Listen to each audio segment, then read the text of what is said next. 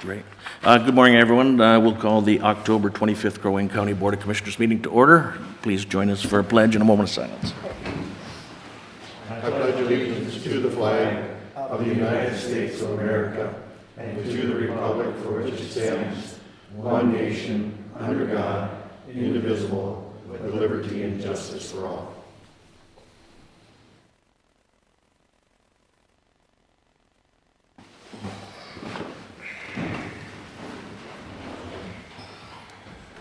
Thank you.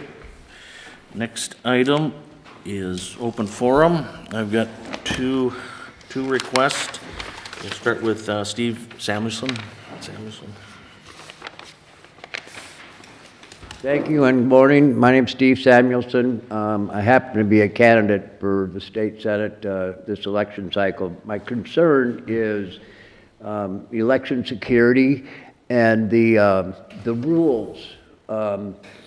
I've been at the Capitol when we had a big bill about guns and people coming over to be scared because somebody was walking around, you know, with their AK-47, which is perfectly legal in the Minnesota office state building. But people get intimidated. And so I wanted to know if you guys had like rules set up for how many poll watchers are people going to have, and people lingering around outside, taking photos or videotaping people or trying to do anything to intimidate them. That's kind of what I've been hearing out there. If people have concerns, and a lot of them are coming to the courthouse to vote early. And that's it. All right. I think, Deb, would you like to? Mr. Chair, if you'd like, I can put a little bit of context around what the law allows in some of those circumstances. Yeah, please. Minnesota does not have poll watchers. The only people that are allowed to be in a polling place are designated poll challengers in Minnesota.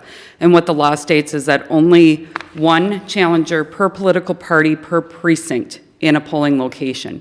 Poll challengers have to be appointed in writing, and they do have to be a Minnesota resident. They have to provide those credentials to the head judge when they arrive at the polling location. So they have to give their written appointment letter as well as show their Minnesota identification. They are not allowed to take photos, to make lists, to converse with the voters. Under Minnesota law, the only thing a poll challenger can do is challenge the eligibility of a voter in a particular precinct based on their personal knowledge of that voter's eligibility. So there's a little bit of a difference from what other states have with regard to poll watchers. As it pertains to photography or videotaping, there's none of that allowed in a polling location either. Photography and videotaping are not allowed by election judges or by the general members of the public or by voters when they're coming in to the polling place.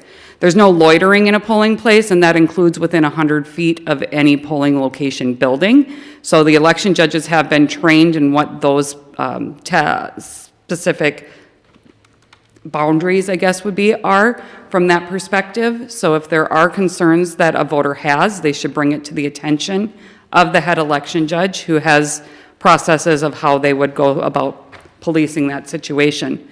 As far as weapons or guns in polling places, the law does not have any specific language with regard to carrying guns in a polling place. It is specific to the building that the voting is being held in.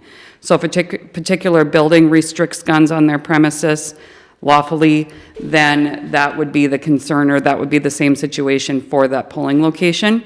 In our building here, you know, that's the rule that we have to go by as well. If we allow carry in this building, then that's allowed when it's a polling place also.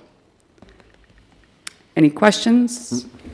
Mr. Chair, not a question, just a comment. I know we usually don't comment about on open forum, but I think this is an important issue, and Steve brings up an very important issue, and I just want to say that we do have meetings about security here often, and I don't think we want to talk about that publicly and the protocols that we have and everything, but believe me, we're doing everything to keep, number one, our staff that are working here safe.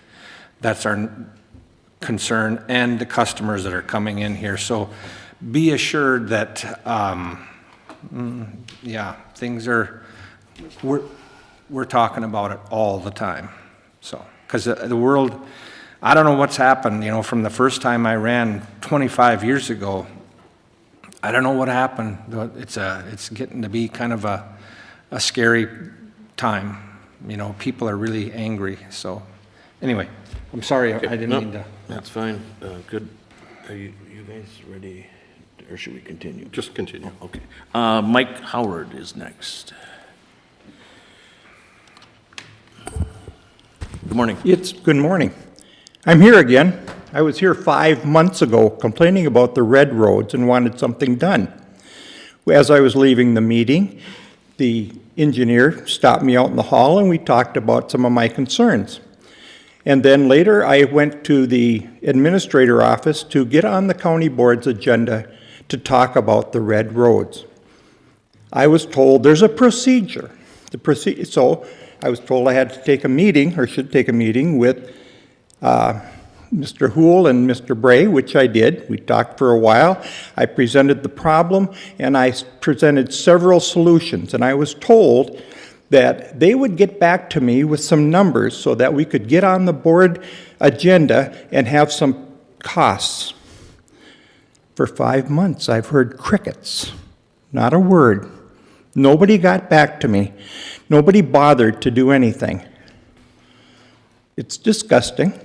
I don't know who's in charge of who here, or who's the puppets and who's the puppet masters, but I want to get on the board. I want to come to this meeting with some time allowed so I can discuss, not just me ranting to you, but you telling me the justification for your not taking care of the red roads.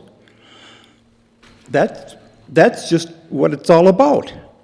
It's fair. You charge taxes to everybody. And when we call the police, the sheriff comes out to everybody. You call the fire department comes out to everybody. The road maintenance has a complaint. They'll come out to some people, but not all the people, because some of the people don't live on a 66-foot road, including Mr. Brecken. Do you realize I just found out that the Donaldson Road is only 60 feet wide, and I expect that the county will no longer snowplow that road because it's fair. You have your rules. You just don't follow them. I want rules that cover everybody. The first block south of Sinisam on Ward Street services 10 residents. That road gets a lot of use, not just the 10 residents, 2 cars apiece, garbage trucks, delivery trucks, service trucks, sewer pumpers, everything. But no, we don't get any maintenance. Well, we get maintenance if we come here hat in hand and beg, have a petition. Nobody else in the county has to sign a petition to get their roads maintained. What is that about? Why are we discriminated that way? I don't think that's fair. I think there's a lot of solutions. You can not tax us for the roads and we take care of our own, which we do take care of our own. So I pay taxes to the county to take care of the roads I need to get home, and then I have to pay the neighbors to maintain the roads and to plow them. Is that fair? Is that what you are all about? I don't see where any of that is justified. You won't even come out and trim the trees so that a full-size vehicle can get in and out of the roads. And the trees have nothing to do with the width of the road. I just would like to be put on the agenda so that we can discuss this, so that I can get some answers, so that you can understand some of the ideas that I have for solving the problem. That it? That it? Okay. We don't debate in open forum, but Right. we will follow up with our engineer and our administrator, see where we're at with this. Excuse me. That don't work. I tried that. I tried the nice way. It doesn't work. They've had 5 months of follow-up. And what did we get? Crickets. I would like you and your board to right now put me on the next meeting schedule on the agenda to debate the Red Road problem. And I want you to direct your administrators and your engineers to get the numbers ready if that's what you think you need. Because apparently going through the proper channels doesn't work. Okay. We will look into it. Thanks a lot. Yep. Yeah, look away. All right. That's all I have for open forum. Next item, approve minutes from the October 11th board meeting. So moved. Second. Motion by Commissioner Barrows, second by Commissioner Coring. All in favor? Aye. Opposed? Motion passes. Review today's agenda. Any additions? Mr. Chair, we will be pulling the first public health nuisance that is on your agenda for parcel 991000500. There is no need for an ordered abatement. There was a settlement agreement to get the property cleaned up. Okay. Anything else? Motion to approve with change? I'll second. We have a motion by Commissioner Franzine, second by Commissioner Brecken. All in favor? Aye. Opposed? Motion passes. Consent agenda. Any questions, comments?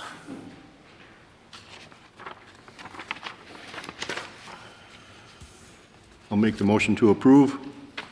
Second. Motion by Commissioner Barrows, second by Commissioner Coring to approve the consent agenda. All in favor?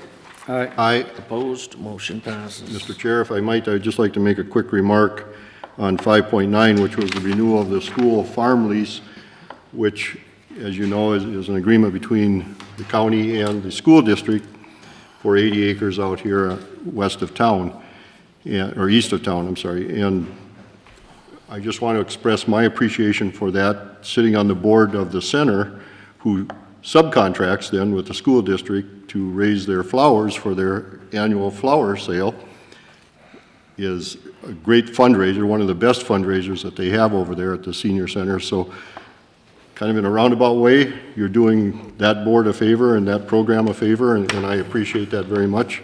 You know, they've struggled with some of the rulings recently by some of the other government units, so this is one where I think that we've got another year to work with it and to supply the opportunity for the center to raise some more funds. So thank you very much, board members, for your agreement with this. That's all I have. Okay, we have a motion, a second on that, right? Yep. Administrative services, Deb, Rick. Where are we at? Good morning, Mr. Chair and Commissioners. Morning. We wanted to come before you today to share an exciting accomplishment for our finance team. For the financial reports for 2020, we were Triple Crown designees. What this means is for our annual comprehensive financial report, which is our ACFR, that's our audited financial statements with accompanying statements or schedules and notes.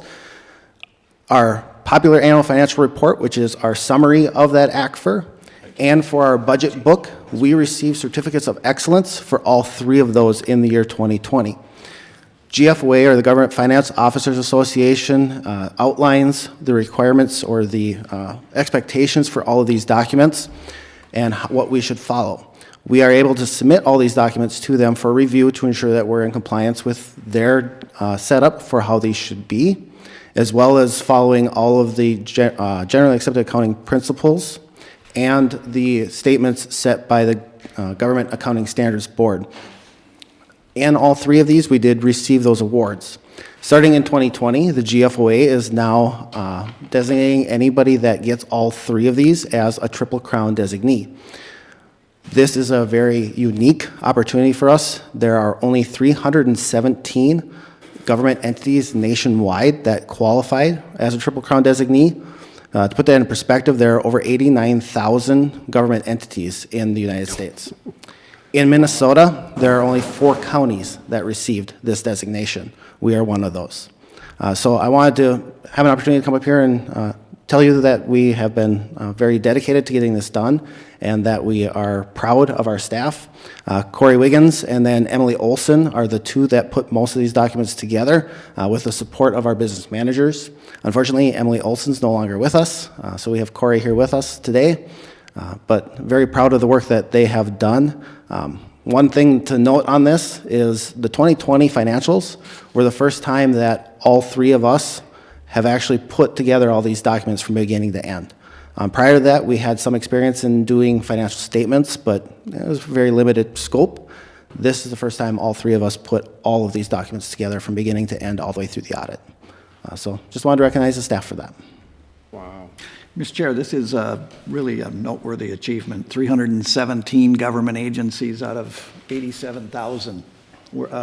That puts us in the top half of 1% in terms of our financial reporting. And what's the point of this? The point is that it is for the public to have an accurate accounting of what's going on in county government in our annual comprehensive financial report, for us to put that information in an easily digestible form in our popular annual financial report, and to be transparent in what we're setting as priorities for budgeting. And so it matters. It matters that the quality of our financial reporting is good. This is sort of the good housekeeping seal of approval on our financial work. And I think it's noteworthy that it is done entirely by our staff. Most counties don't prepare their own financial statement. They have their auditor prepare the financial statement. And then the auditor comes in and audits the financial statement. That makes no sense to us, and it shouldn't make sense to anybody. So we prepare the financial statement, the auditor comes in and audits it and helps us by telling us if we're not quite right. That's what an audit should do for us. It's helpful for us. We want someone to come in and take a second look and make sure that we're doing it right.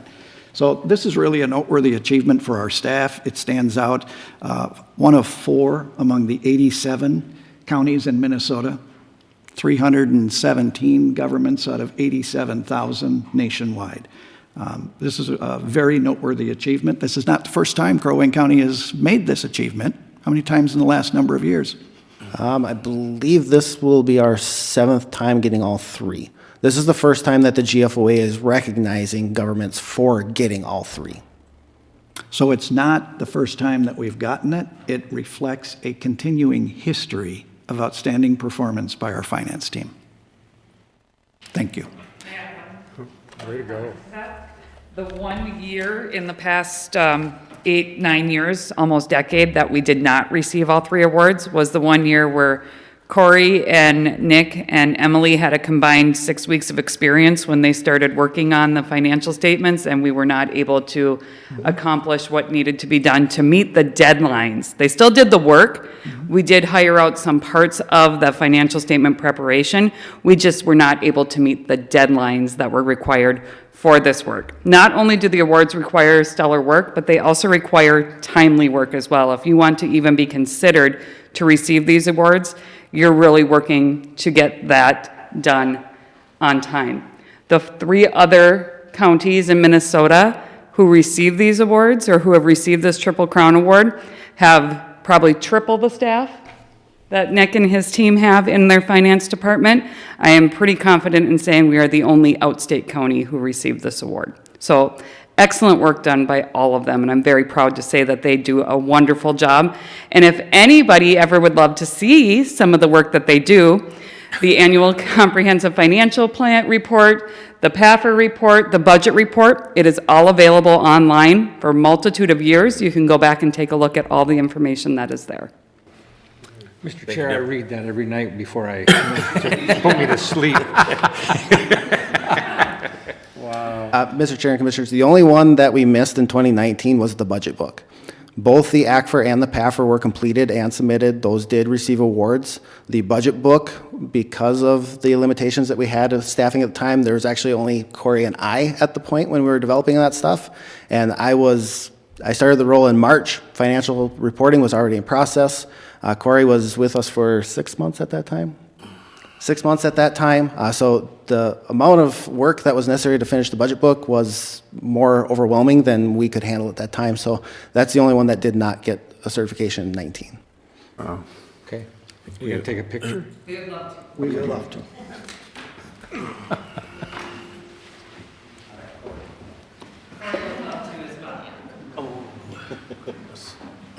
in my back row stretch anyway.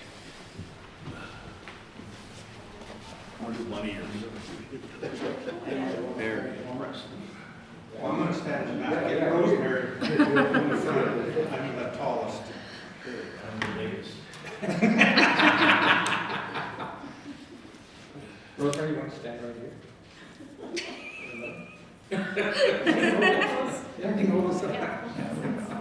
All right, you want to go first? Yep. You can go. Okay. Everybody right here? Want to take what, 2 more? Okay, 1 more? Perfect.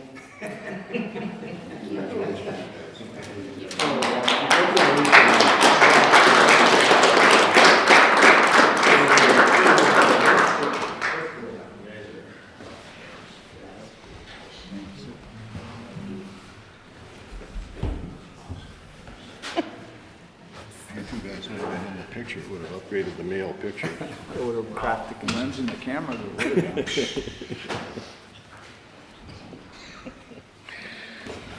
All right, thanks again.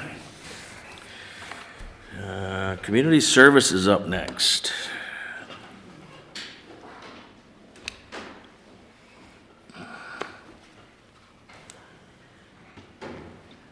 Good morning. Morning. I'm Gina Heyer. I'm the Community Health Manager for Crow Wing County. And today I'm bringing to you a request for board action for a public health nuisance that is found on Highway 69 in Garrison Township. The public health nuisance was reported to the Public Health Department on August 8th. The same day, we sent a worker out, a public health worker out to check out the property, and we did find that a public health nuisance does exist on this property, as you can see in these pictures. Primary issues of the public health nuisance are household waste that was strewn around the property, obviously the burnt structure and what that is leaking into the ground, and water sources which are very nearby. There are four burned trees which also need to be removed because they are a risk of falling onto Highway 169, I'm sorry. What we're asking for is permission to proceed with the cleanup of this property. We have received a bid for the cleanup, and we can complete that by November 11th, 22. That is the bid, which is at $10,000. Mr. Chair, I would move the request for board action to clean up the property. Does it have the address on there? The property ID number is Property ID number. 67250566. I would move that request for board action to clean that property up. I'll second that. Okay, we've got a motion by Commissioner Coring, second by Commissioner Barrows. All in favor? Aye. Opposed? Motion passes. Thank you. Thank you. Here, Gina.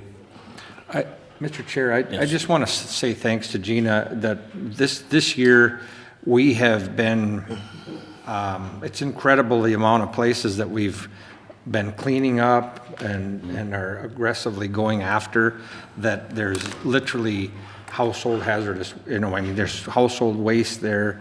And I know this is in my district, and there's been several and there's many in my district, but I appreciate it because I know my constituents appreciate getting this cleaned up. So just want to say thanks, Gina, for doing a good job.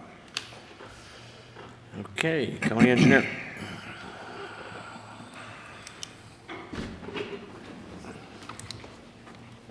Morning.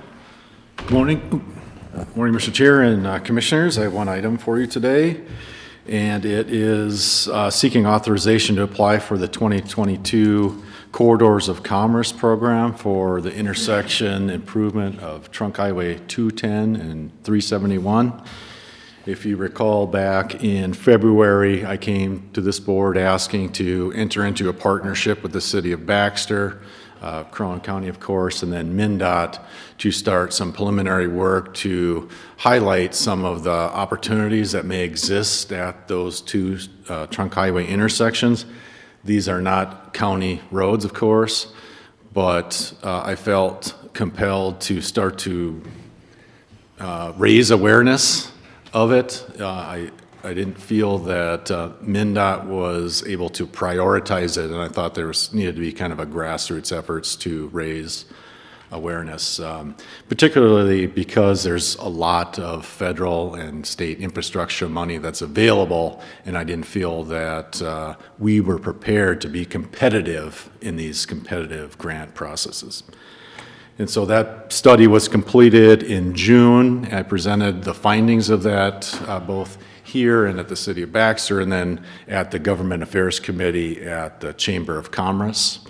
And now that one of the reasons why I did that is to be competitive and to come up with some language and some information so we could put it into grant applications.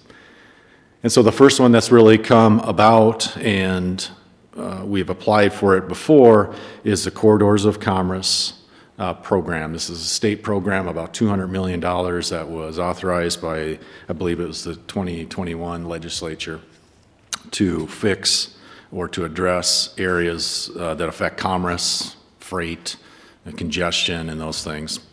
And so that grant application or that grant process was published, and this is the first opportunity to use the information, the $5,000 investment that Crow Wing County made to apply for an intersection improvement there.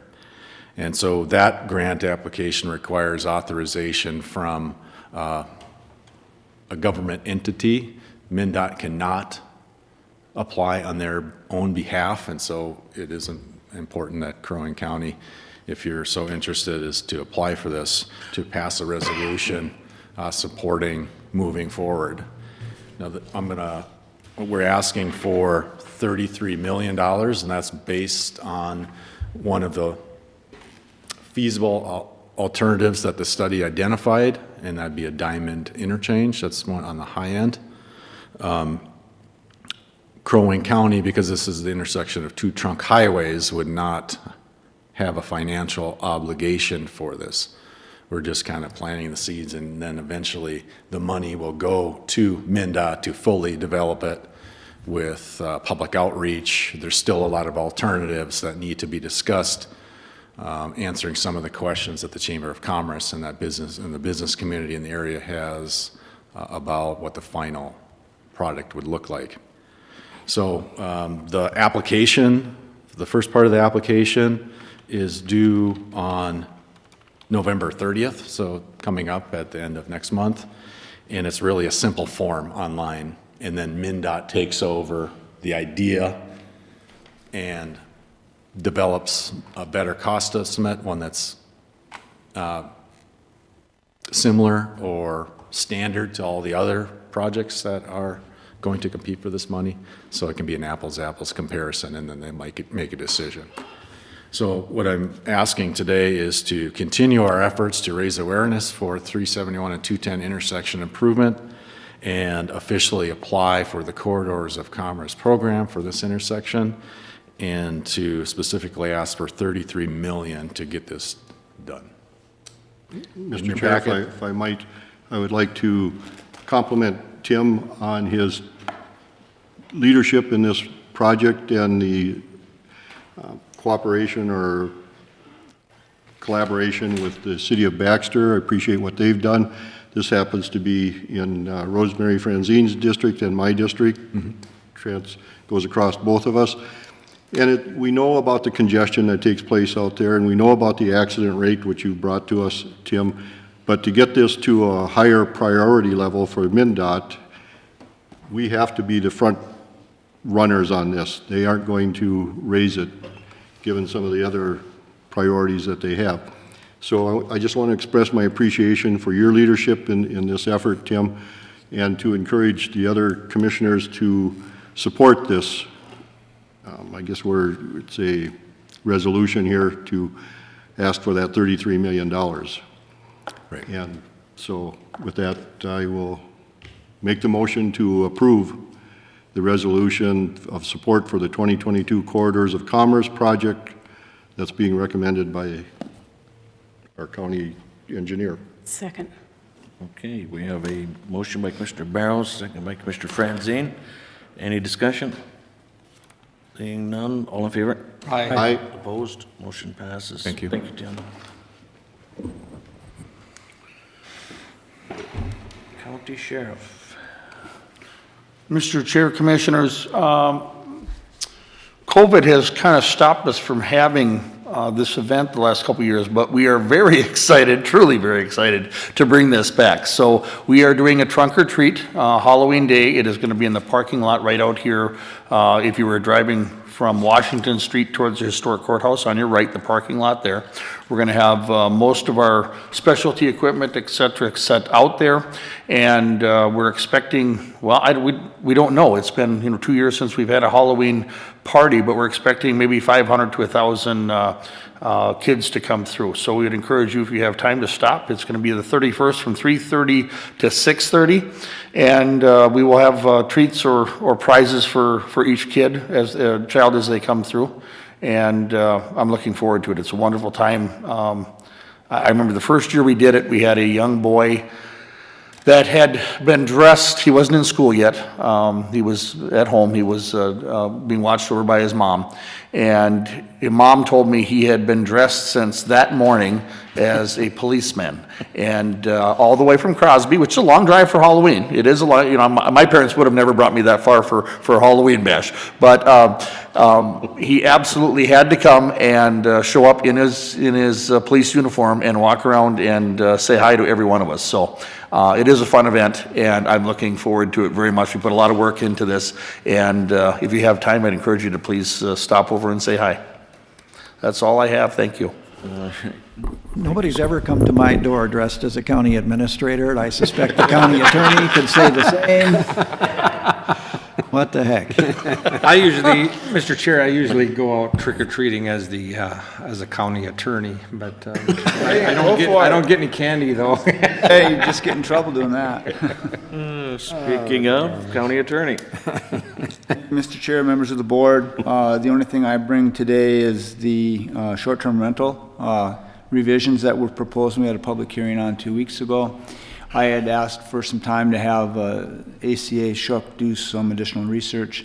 The question that I had her researching was, would it be possible for us to tweak our current operations so that we would front and center, starting with the first line on any application process, say that any license or permit that we issue under our short-term rental ordinance is null and void if the location being permitted is not allowed by the local regulatory authority, hence the city or the township or whatever. We can. If that's a decision the board would want to make, we can look at tweaking it so that we would tell someone, and it would be on the permit itself, right on top, saying null and void if the local regulatory authority does not allow at the location licensed. And try to reinforce up front even more than they already do that they should be checking with the city to see if they can do what they want to do, where they're going to do it before even making our application. So that's what I wanted to research. We believe we can do that. I know that the request from several of the cities or municipalities is that they want us to basically send anyone that we're going to consider licensing under our public health authority to them and get prior approval. I think the words were they wanted to be, help me out, Tim, I forget what the Cross Lake said, but they basically were going to be the ultimate authority and supreme being or something like that. That's not something I'd recommend. I just don't think all of the municipalities would work the same way. I think that puts a heck of a burden on our staff, particularly the way in which this is functioning right now. And I think if we, and again, that's just my simple, humble, simple country attorney opinion. These are your decisions. I think that if we let everyone know up front, hey, we'll give you this license, but if the city says you can't do it, it's null and void, maybe you want to go talk to them first. We're basically doing the same thing. We're just not requiring them to come back with a piece of paper. We're taking them at their word.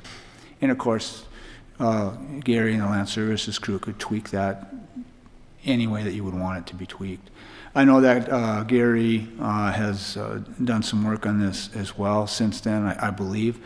And ACA Shook is a remote, I believe, Therese, is stuff Yes. remote. If you have any questions for her, she's done the lion's share of this research. She just couldn't be with us in person here today. So I said we could put it under my time. I was the one who requested the continuance. That's why I asked for it.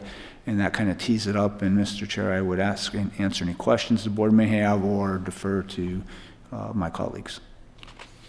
Mr. Chair, just a comment, I guess on this, you know, I never really was a fan of this, and I've had plenty of time to think about this, and, you know, this board, almost at every board meeting, we're kind of critical of state government of the mandates that they send down to us, and in giving this some thought, it almost seems like we're doing the same thing now to local units of government, cities, townships, and those people, the city councils, townships, they're elected by the same people that elect us. And if you look at the survey that we did, there's a lot of municipalities that do not want us to be doing this. They don't want short-term rentals, which I don't understand. I think it's good for their community. But, you know, you take like Breezy Point, Mr. Chansky's here, gave us a good tongue lashing last meeting, which I don't think we deserve, but he gave it to us anyway. I don't think they really want us to do it. And you know what, I just say, if each one of these, Cross Lake, Breezy Point, if they want to have their own set of rules as it pertains to short-term rentals, more power to them. Let them do it. Let their police department respond to any complaints that they might have. And so I'm still one that I think we should get out of the short-term licensing ordinance business. I guess if I knew there was a second, I'd make a motion to get rid of the ordinance today, but I guess I don't know that you know, if we want to, you know, do like lawyers do and keep extending it, I guess I'd be okay with that, to have some more input, but I just think we need to get rid of this and let the cities do what they want. And I don't know, I guess that's about all I have to say. Gary, I just want to understand, Don, you're saying that any license would first need to go to city or township for approval before we would act on it? Is that what I'm? That's not what I had Ms. Shook research. What I had her research was, application comes in, we 100% ensure that the applicant knows if we issue a license. And they go to, I'll pick on Breezy Point, because Breezy Point's here. Breezy Point, and Breezy Point says you can't have a short-term rental at that location for whatever reason. It won't make any difference to us. Breezy Point says no. Then their permit through us is null and void. First line on the thing, it's null and void if the local regulatory authority says you can't have it at that location. Do they get their money back? That would be a discussion to either the board decides or Gary would decide to give them the money back. Hence, we really want to make sure that if they're upfront told, if Breezy Point says you can't do that there, this is null and void. Maybe you should go talk to them first. We're not necessarily giving them an impeachment authority. We're just making sure that the person makes an informed decision, and if they decide to go forward on their own, you know, they're doing it at their own risk. I don't know, that sounds kind of odd to me, that you'd say, here's your license, you know, and but if Breezy Point says, no, we don't want any short-term rental places here, and then we don't give them their money back? I don't know. I'm not saying we wouldn't, Commissioner. Yeah. I'm just saying that's not my decision. Yeah, okay, And I understand. Mr. Chair, with that, I'm concerned that they may just go ahead and open up the That's what's short-term vacation happening rental. today. Yeah, exactly, without going to the city, and that creates another problem. So then we kind of force the city or township then to I guess,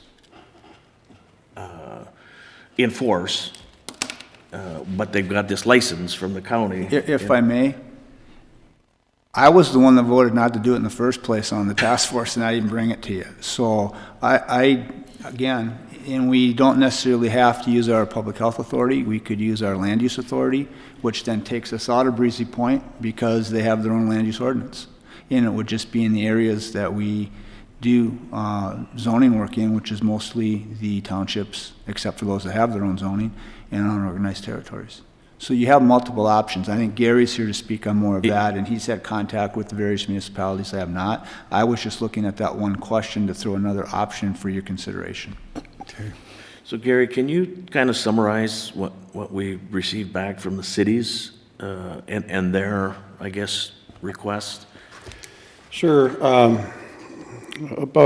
After last county board, we sent out a survey to all the local cities. There's 14 in Crow Wing County.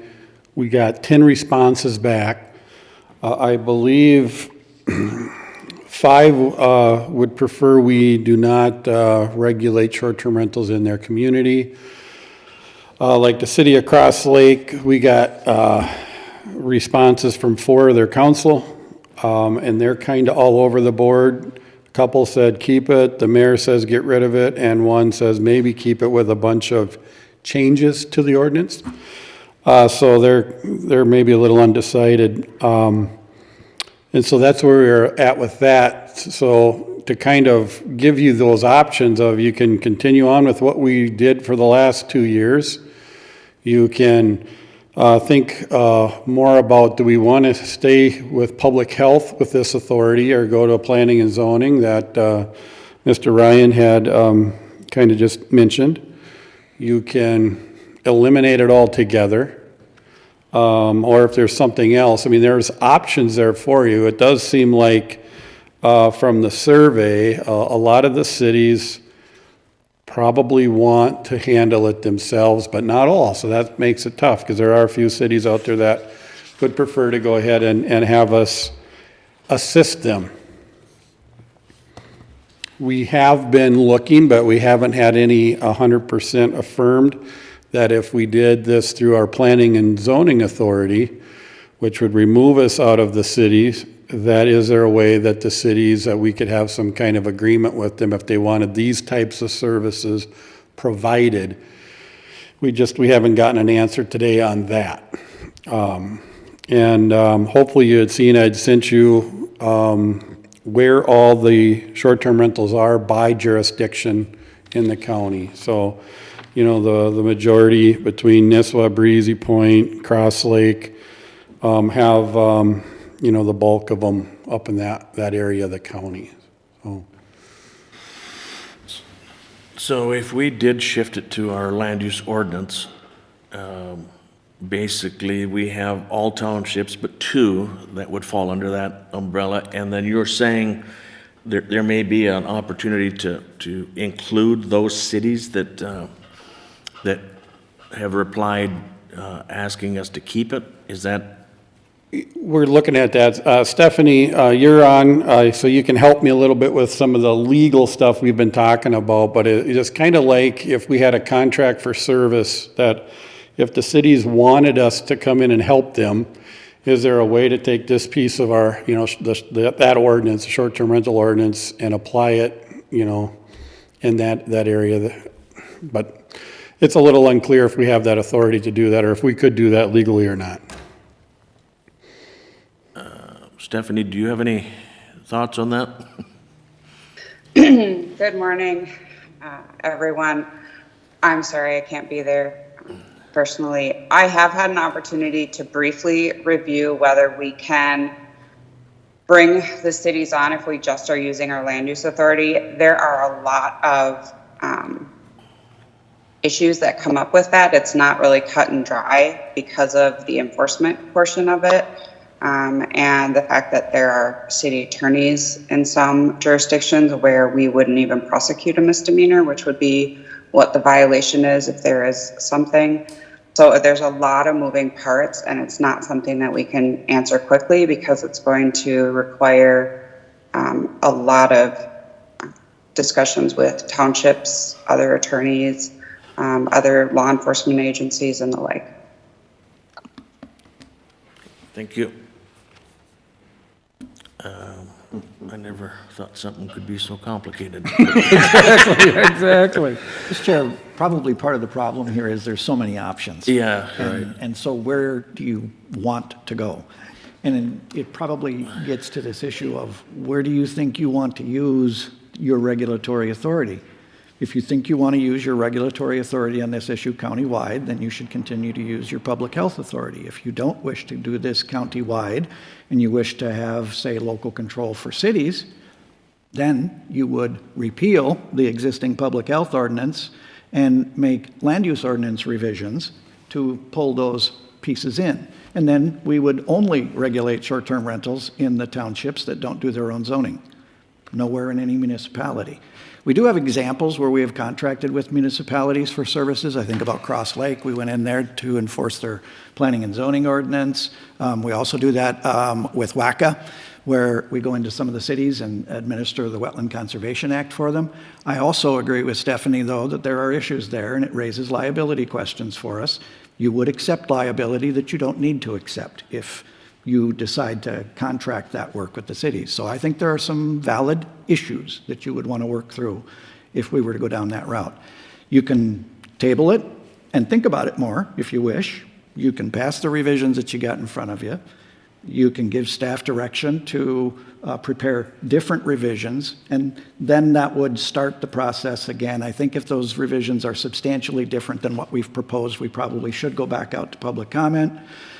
If we were to want to repeal the public health ordinance, that requires a procedure and a notice of intent to repeal, as well as a notice of intent to change the land use ordinance. It's probably the right time of year for us to be working on this because there's not going to be a lot of short-term rental activity over the course of the next couple of months. So the problem here is probably that you have too many choices. Yeah. So, Mr. Chair, a question. So by state statute, we have to have a public hearing if we want to repeal this ordinance? I believe so. You believe so? Okay. So what if we want to repeal it? How do we move forward with that process? You would, by vote, you would direct staff to begin the process to repeal the ordinance. Okay. Mr. Chair, I would move that the County Board of Commissioners direct staff to eliminate the short-term rental ordinance in Crow Wing County. We have a motion by Commissioner Coring. Second, I don't think this ordinance is working the way it should. Second by Commissioner Franzine. So, Mr. Chair, for discussion purposes, we would be eliminating it altogether with no consideration for any other alternative. Correct.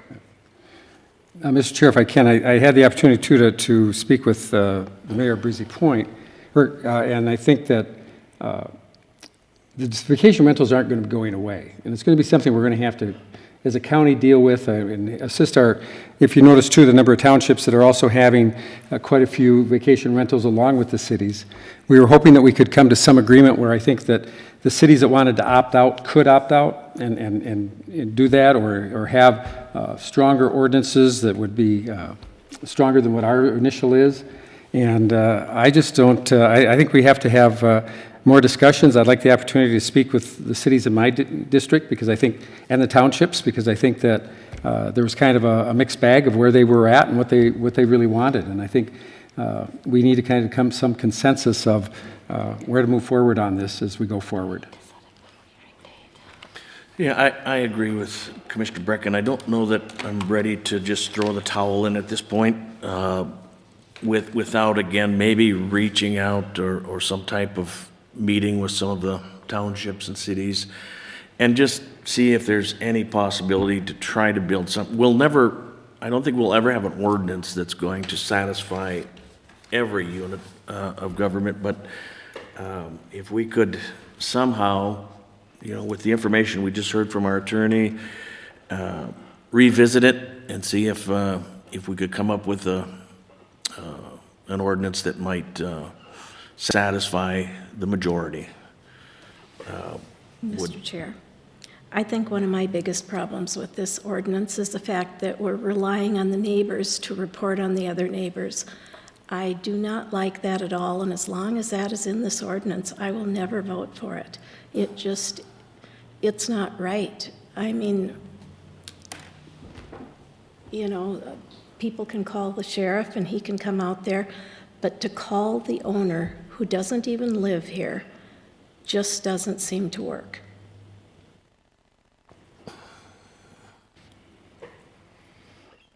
Any more discussion? We have a motion by Commissioner Coring, second by Commissioner Franzine to eliminate the ordinance. Direct staff. Direct staff to eliminate ordinance. I think we'll take a roll call on this vote. Commissioner Franzine? Aye. Mr. Barrows? No. Commissioner Coring? Aye. Mr. Brecken? No. And I vote no as well. And go ahead, Gary. I just wanted, while you're thinking of maybe next steps, annually, we send out renewal notifications about the middle of December. These licenses expire at the end of the year. So we start to work with the owners of these rentals to get them licensed for, you know, the upcoming season. So just putting that on your radar. You want to pause on that, keep that moving the way it is. Just looking for that a little more broader, I guess, direction than maybe the revisions that we presented to you, you know, with the reducing the 4 per bedroom to 3.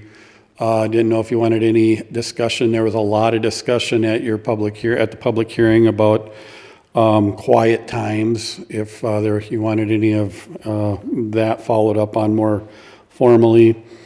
But just wanted to throw that out there on some of the timing on where staff will go if, you know, or not go, if you have any direction for that too. Do we have any room on our committee of the whole agendas to place this? I think the next one is full, but let me check quick.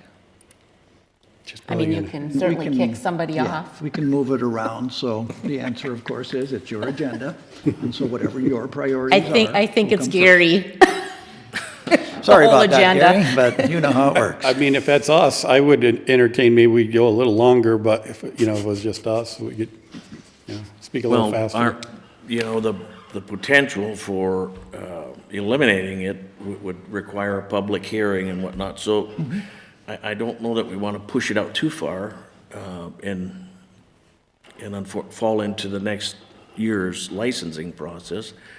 But I just, again, think there's, in the case of some of these, we've identified failed septic systems, things like that, that we could potentially be doing more harm to the community than good. But if we could readjust and put it with that, and maybe invite some cities and townships to that meeting just to hear them out. Mr. Terry, what you could do if you wish is propose to repeal and replace with the land use ordinance, and that would require a public hearing, and I would suggest a 30-day public comment period, and then you will engage essentially the cities in an active discussion about the issue. You'd have an option then to repeal and replace, or repeal and not replace. We already voted that one down. That's correct. That could be brought back to the table by someone who was in the majority of that vote. That is correct. Or we could just hold a public meeting and invite the cities and the towns to come and talk about the issue and have an interactive discussion like we did when we initially went down this road. Or we can tinker with the existing ordinance and it still applies countywide. Right now, I think what we have on your agenda is tinkering with the current ordinance. I think, Mr. Chair, the clock is ticking. It's kind of like Gary said, you know, if you're going to start requiring people to pay their license fee in January, and then we don't do anything until January or February, and then what if the board at that point does decide to repeal it? Then we send the money back, you know? I mean, it's kind of a, I don't know. You know, this, when Commissioner Teedy was here, we addressed this every year, and we just didn't see the amount of complaints at that time to warrant having an ordinance on this, and I still don't. I'd be interested to know if you've had any complaints in my district at all. I saw the list, and I appreciate that list, but I don't think you have any complaints from down in my district on short-term rentals. And the city of Garrison, I see they weighed in, and so. I'm sure you don't know the answer. Yeah, I can't pull one off the top of my head right now, Commissioner. Paradise Beach Road comes to mind. Yeah, exactly. Well, to Commissioner Brecken's point, they're not going away. And I guess without an ordinance, are we creating a mess? And our current ordinance has some teeth to it, but so I don't know. There's a ton of options. Trying to satisfy everybody is going to be probably impossible, but to try to revise, whether it's under the land use ordinance, and researching if cities can buy into that, or, just give it some more time to kind of figure out what we can and can't do. But under the current model, it's just not working. I'll agree with that. Mr. Chair, I would just say that I don't think we had a mess before we put this ordinance in. I think it was one guy from Pelican Lake that led the charge, and it happened. So, I don't know, 65,000 people and about 375 vacation rentals. I don't know, I just don't see the problem myself, but. Well, I think when this, first came up, we had called a meeting and we had the cities and townships for sure out of my district and Commissioner Helgado yours. And the discussion was, this is there, what do we need to do? And it is something that falls under the Minnesota Health Department's responsibility. They were ignoring it. And so really the discussion came from that, is being asked that the county was asked to take a participation in this and take the lead. And so that's kind of how that originally came to be. We were not looking to do anything initially, but at their request, we took the leadership role in that. So that's how we've gone down this path. Mr. Chair, from my perspective, I'm hesitant to rescind what's there. I realize that there's some real issues with it, but I also don't know the impact of switching to the land use portion or direction. And I would like to know more about that and what the impacts would be in terms of all of our land use zones and that out there. So I'm not against changing it, but I do think that I need more information myself on the impact of switching from health to land use. Gary, how many with the enforcement program we have where people can call in and if they're verified, it's the strike one type. How many of those have we had throughout the year? I want to say it was north of probably 45. So if we repeal this, those 45 issues would then, Scott's phone would be ringing to address it, I'm assuming. I think it would depend on, again, I don't want to belabor the point, what you choose to do. If you choose to keep 60% of this county with an ordinance, because that's kind of the landmass that we do, if you look at where their short-term rentals are broken out, like unorganized, there's 36 still there. That'd still be under our planning and zoning. Ideal Township, 34. So you probably have a good 100, 150 that we still would regulate, like we have traditionally, kind of say. And then the rest of the folks that would call Scott or our sheriff for noise complaint, I guess that would be between him and these chief of police in those areas that these cities wanted to take on that themselves, and who's going to respond and all of that. Because like we did 3 years ago, all we could say is we don't regulate it. call your city or, call the sheriff. So you would get more phone calls, but to what level? If you took it if you just repealed the whole thing, yes, I think we'd go back to how it was 3 years ago, and we just transfer the calls over to Scott. But usually, a lot of times they'll call us, and then, when we say we can't help them, who's the next call? It's Scott, and then it's maybe a commissioner, but I don't know that we were getting a ton of those, but. Could we give him Mr. Chansky's cell phone number? Mr. Chair, I think, if we would switch to going to a land use situation, again, we have cities that want us to do this, so we need to give them notice. We can't just make a decision today, eliminate something like that, and then all of a sudden now they got to scramble to put some ordinances together so that they can manage those. We need to be able to give them notice if we're looking at making that kind of switch.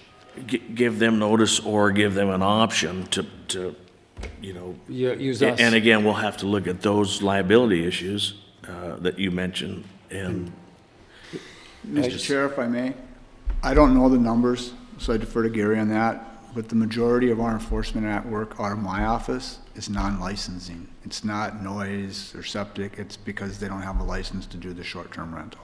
And I confirmed that via text with ACA Shook just a moment ago, because she does the work.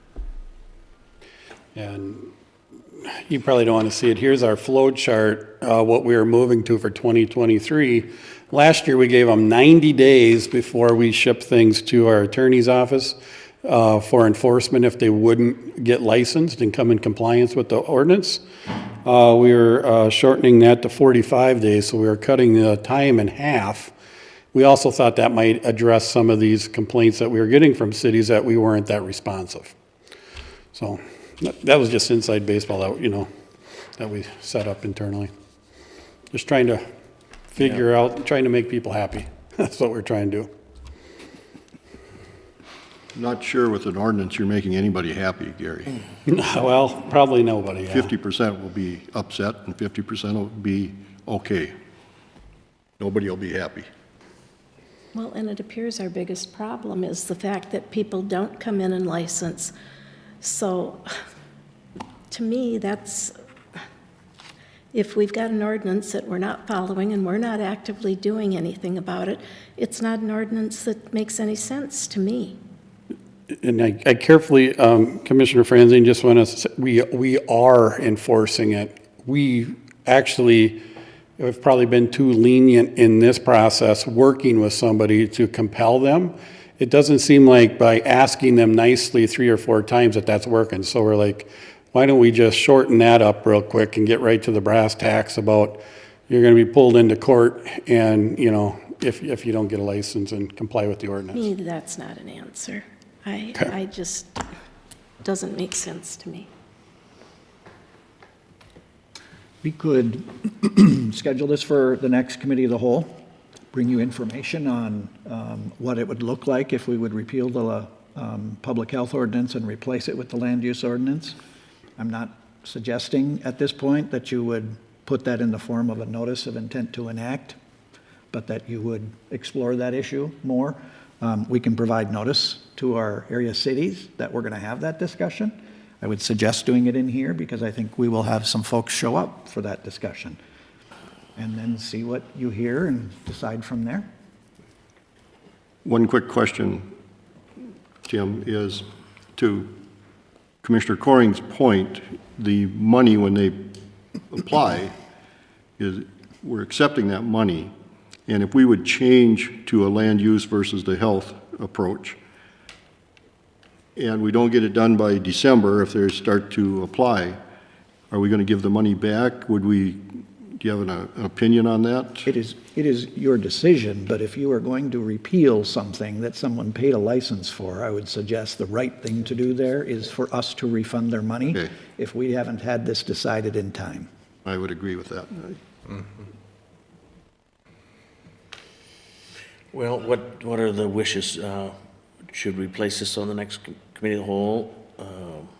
Make sure we have invites out to the cities, townships, if they'd like to attend that meeting, and then we can throw out some different scenarios. I was only proposing to invite the cities because the entertaining that I'm hearing is that you would still have it in your land use ordinance. And maybe the 2 townships. And Yeah.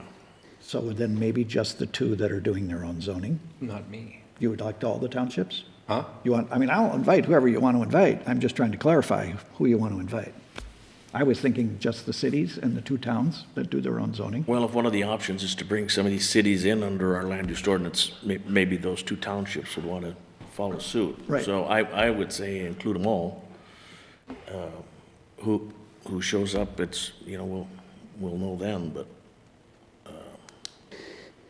and then we can have a conversation as to which way we're gonna go with this thing. All cities and townships? Anybody? I'm comfortable with just the cities and the 2 townships, because they'll be the ones that are impacted, I would assume, if we go to land use. That is correct. Well, if part of the discussion is to eliminate the ordinance, Then then it affects the townships as well. so. So I guess all of them, from my perspective. Yeah. Because we could end up there. Okay? Next committee of the whole, we'll invite the cities and towns to come and engage in the dialogue with us about what you got or what you ought to do here. I will just tell you that in advance of that meeting, I think you're going to end up with a mixed bag. We already got that. Yeah, and you already got that. And so this is the difficulty of, these are professional people who are trying to administer things on behalf of these other units of government, and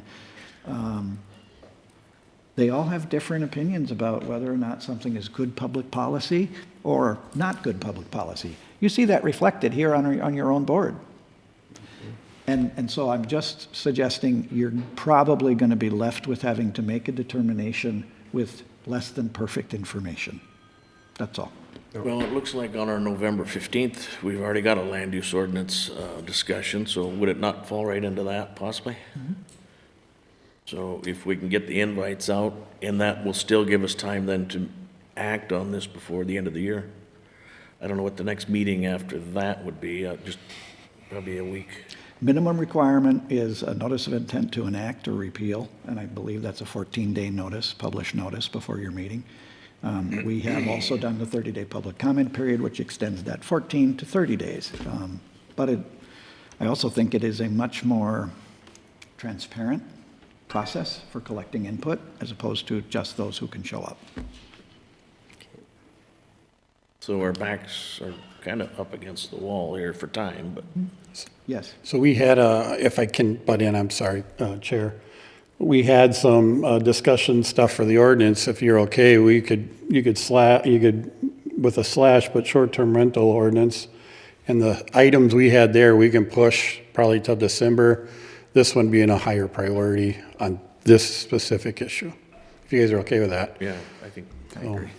I'll speak with the commissioners that had those specific questions, and We'll need to get notice out fairly quickly because the 15th is only, 3 weeks away? So I'd like to give them at least 2 weeks' notice. Right. Preferably a little more. So we'll try to get that notice out as quickly as possible. Mr. Chair, is that your prerogative? Yeah. That's what we'll do, unless the board wishes us to do something different. Is that okay? Mr. Chair, for clarification, 10 o'clock is what the notice, or what you want to give for a time, or are we taking everything off and saying 9 o'clock for one thing on that agenda? I'm going to probably have to talk to Kara about that first. How urgent are those other items? So I think it'll be either 9:30 or 10. Yeah. okay. It's good timing. Thursday night. Didn't get an answer. No. Yeah. 10 o'clock would, I think, will be fine. We'll never run out of stuff to talk about, so. Thursday night is the fall annual Township Association meeting. I'll do a real quick update and invite everybody in person that's there at that meeting down in Crow Wing on Thursday night. Yeah. So it's a good little timing for that to help a little bit. Good, thanks, Gary. Thanks, Gary. Patrice, you got what you need? Sure. Maybe? Sure. All right. I just feel like I'm a lawyer keep pushing this off. It's not pushing it off, it's clarifying the issues and getting the information to support your position. Yeah, what he said. Sorry, Don, I couldn't help myself. It's all with love. Aye. All right, next on the agenda, County Administrator. Mr. Chair, members of the board, we did not hold a senior management team meeting yesterday, but I think it's in part because we're all sort of gearing up for the end of the year for performance evaluations. And actually, before the end of the year, you start preparing for next year's goals and whatnot. And then after the first of the year, then you rush to do the previous year's performance reviews. So I think that's weighing heavy on folks' mind. And so we did not have any other items on the agenda. We did not hold a meeting. I'm happy to answer questions about that or anything else related to county government. I do have one item for action in your packet. Any questions? Nope. Mr. Chair, members of the board, enclosed in your packet is a request for board action to approve an agreement between ourselves. We have Title 4E, which is a federal program that allows us to draw down some funds for children who are at imminent risk of out-of-home placement of children. We draw those funds down on the social services side of the world to help to offset some of the costs of our out-of-home placement work. Hennepin County recently piloted a program in which they accessed Title 4E funds to help them cover some of the costs associated with the parental representation for parents who are indigent in that system. We have to cover that cost. This would help us to get some reimbursement for that cost and or enhance the services. If we had to expand the services, this helps to offset those costs. We have one part of our agency, that is Community Services, that is our Title 4E eligible agency. So the funds are coming down through there. But we need to create separation between who selects the attorneys for the parents in CHIPS cases from the county attorney's office, whose attorneys prosecute the cases, from community services staff who are representing the cases. And we have already created that separation and have had that separation for as long as I've been here. I've been doing the attorney contracts for the CHIPS cases. And that's why, because there's a conflict of interest. Well, now the federal government is with this pilot saying, well, we can give you some Title 4E money, but we need you to take care of that conflict of interest. This is how they suggest doing it. There is an agreement between county administration and community services. Community services will draw down the revenue. It will get taken out of community services budget, put into court administration's budget, which is where we pay for the contract attorneys. So it is an agreement to allow those funds to be drawn down, but not to stay there. They have to go over to cover the costs of the attorneys for parents. So I believe it will bring us a net of about $75,000 a year. There will be some accounting for that, of course, so it's not a net, but I do believe that it would be in our interests to do so. Move the request for board action. Second. Oh, go ahead. Motion by Commissioner Coring, second by Commissioner Franzine. All in favor? Aye. Opposed? Motion passes. Thank you, Tim. All I have. Okay. Additional business? Mr. Chair, I guess I just want to say a couple things. I forwarded on an email that Commissioner Franzine and myself received from Stan Dobozinski, who's on the Fort Ripley Township Board down in my area. And I'm sure you've seen in the Brainerd Dispatch that just not too long ago, there was a 91-year-old lady who was on her mobile cart. She was out, I think, kind of doing some work in your yard and was severely attacked by a dog and was airlifted. It's my understanding she's doing okay, but it's just the traumatic event like that, and she's a lot of rehab.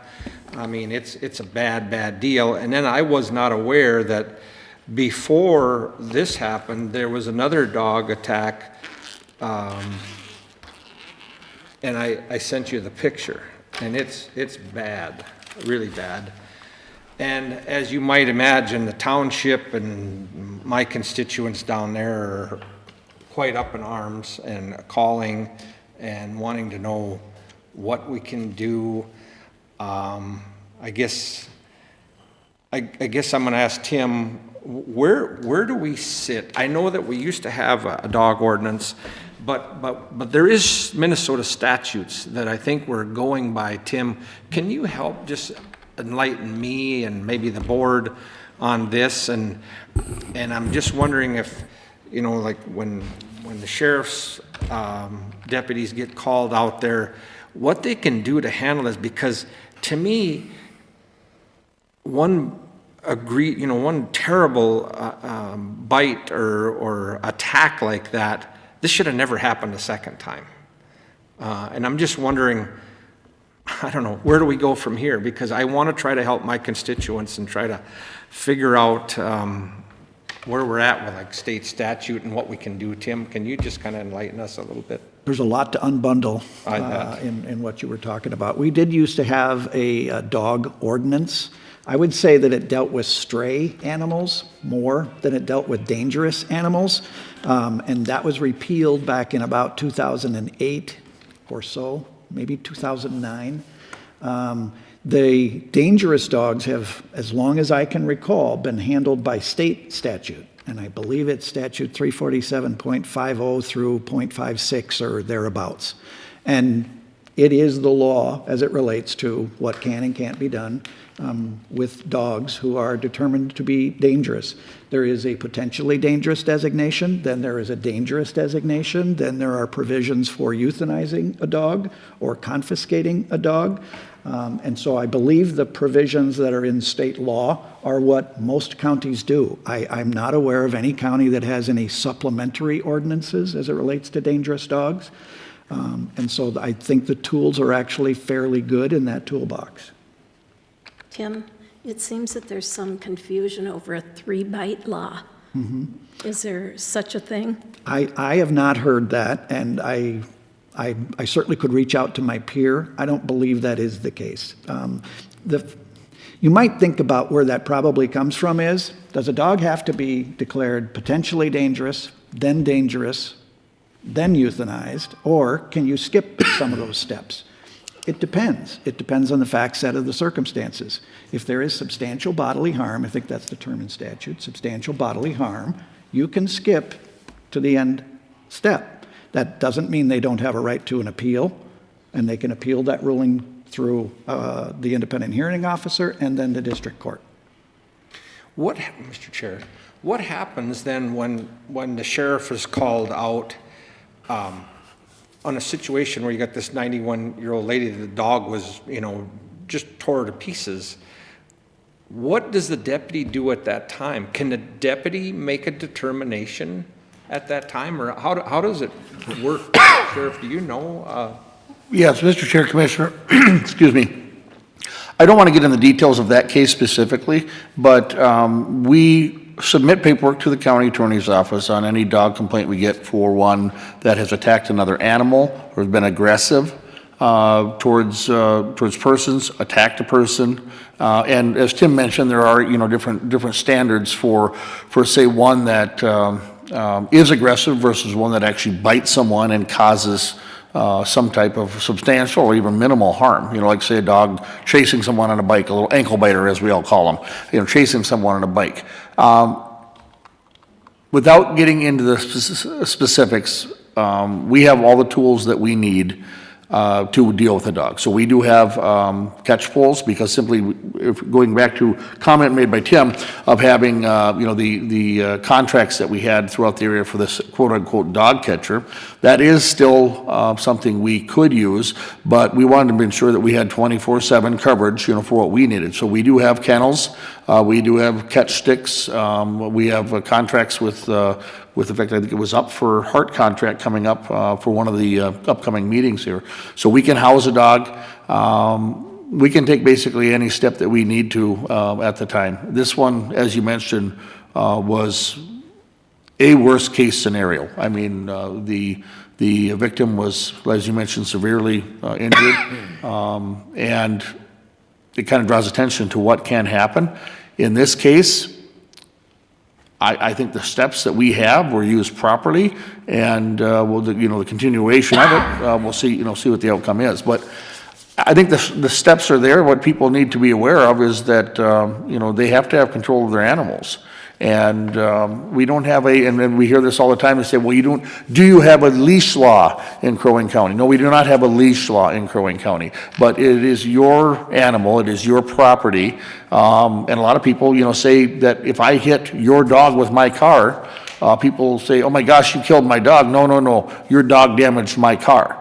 It is your dog, it is your property, it is your responsibility to keep it under control.